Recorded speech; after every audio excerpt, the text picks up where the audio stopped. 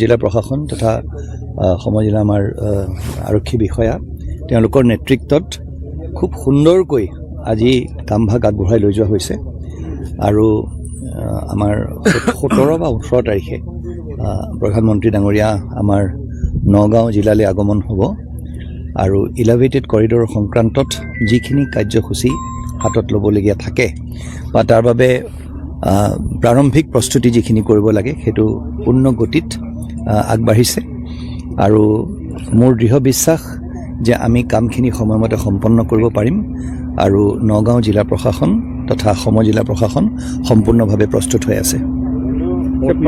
পথ নিৰ্দেশনৰ ক্ষেত্ৰত কিবা আছে নেকি জাননী আগতীয়াকৈ জনাব পৰা?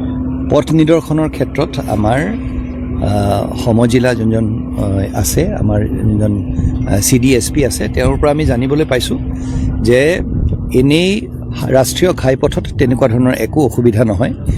নতুন যোনখন ফ্লাইঅভাৰ আছে আমাৰ জিলা আৰক্ষী অধীক্ষকে আমাক এষাৰ কথা কৈছিলে, নেহাইৰ লগত কথা পাতি সেই যোনখন ফ্লাইঅভাৰ আছে সেইখন সামৰিকভাৱে সেইখন আমাৰ খুলি দিবলৈ কোৱা হৈছিলে।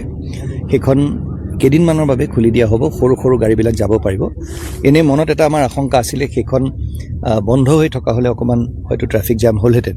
সেইখন যিহেতুকে খুলি দিয়া হ'ব আৰু সমান্তৰালভাৱে খুব সুন্দৰ সুপৰিকল্পিতভাৱে আমাৰ ঢেকীয়াজুলিৰ পিনৰ পৰা বা আপাৰ আছামৰ পিনৰ পৰা যোনখিনি গাড়ী আহিব বা আমাৰ নগাঁৱৰ পিনৰ পৰা যোনখিনি গাড়ী আহিব খুব সুন্দৰকৈ পৰিকল্পনা কৰা হৈছে। পথাৰ আছে, কিছুমান ফিল্ড আছে য'ত তেওঁলোকৰ গাড়ীবিলাক আমি পাৰ্কিং কৰা হ'ব আৰু অকণমান হয়তো প্ৰধানমন্ত্ৰী অহাৰ সময়ত ৰাষ্ট্ৰীয় ঘাইপথত যিহেতুকে বহুত বেছি গাড়ী ঘোঁৰা আহিব, অকণমান হয়তো ৰাইজৰ অসুবিধা হ'ব পাৰে।